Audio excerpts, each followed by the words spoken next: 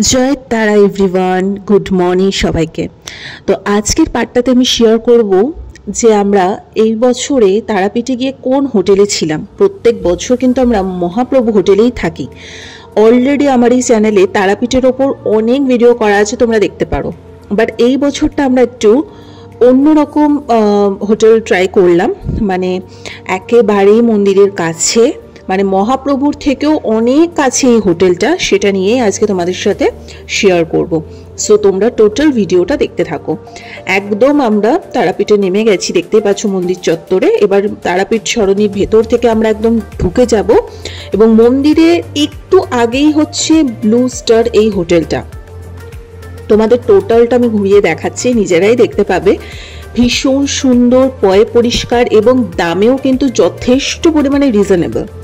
ঠিক আছে, তো সবটাই আমি দেখাচ্ছি, দেখে নাও। এটা রিসেপশন এরিয়াটা, এখানে বসার জায়গাও আছে এবং নিচেই রয়েছে খাওয়ার জায়গা, মানে খাওয়ার জন্য অন্য কোথাও যেতে হবে না। তোমরা চাইলে নিচে অর্ডার করেও, মানে নিচেও খেতে পারো বা উপরে রুমে অর্ডার করেও খেতে পারো, সব ব্যবস্থাই এই হোটেলে আছে। তো যথারীতি আমরা সবাই চলে এসেছি এবং লিফটেরও ব্যবস্থা আছে। ওখানের একজন মেম্বার, উনি আমাদেরকে আমাদের রুমে নিয়ে যাচ্ছেন সবাইকে। তো আমাদের রুম নাম্বার ছিল 313। ভীষণ পয় পরিষ্কার, ফ্লোরটা দেখতেই পারছো। এবং আমাদের রুমটাও কিন্তু ছিল ওয়েল ডেকোরেটেড, নিউ ফার্নিচার এবং এত সুন্দর পয় পরিষ্কার হোটেল। এবং বেডের সাইজ তো যথেষ্ট বড়, মানে আমরা 5 জনে 2টো বেড, মানে আরেকজন আরামসে ঢুকে যাবে, মানে টোটাল 6 জন এখানে আরামসে তোমরা থাকতে পারবে। আমরা গেছিলাম 5 জন। তো বেডের সাইজগুলো তোমরা দেখতে পাচ্ছ, 2টো বেড কিন্তু রয়েছে, 2টো বেডের সাইজই কিন্তু যথেষ্ট পরিমাণে, তোমাদের আরেকজন কিন্তু আরামসে ঢুকে যেতে পারে। ঠিক আছে, কোনো সমস্যা হবে না। এই গেল বেডের পার্ট। এবারে পাশে রয়েছে টিভি, ক্যাবিনেট, ফোন, মানে যা যা থাকে এসেনশিয়াল, যা দরকার, চার্জিং পয়েন্ট থেকে শুরু করে সমস্ত কিছুই তার পাশে আছে। মানে ড্রয়ার, আয়না, তার পাশে একটা সুন্দর ওয়ার্ড্রপ রয়েছে। ওয়ার্ড্রপে তোমরা সমস্ত কিছু এসেনশিয়াল জিনিসপত্র রেখে দিতে পারো।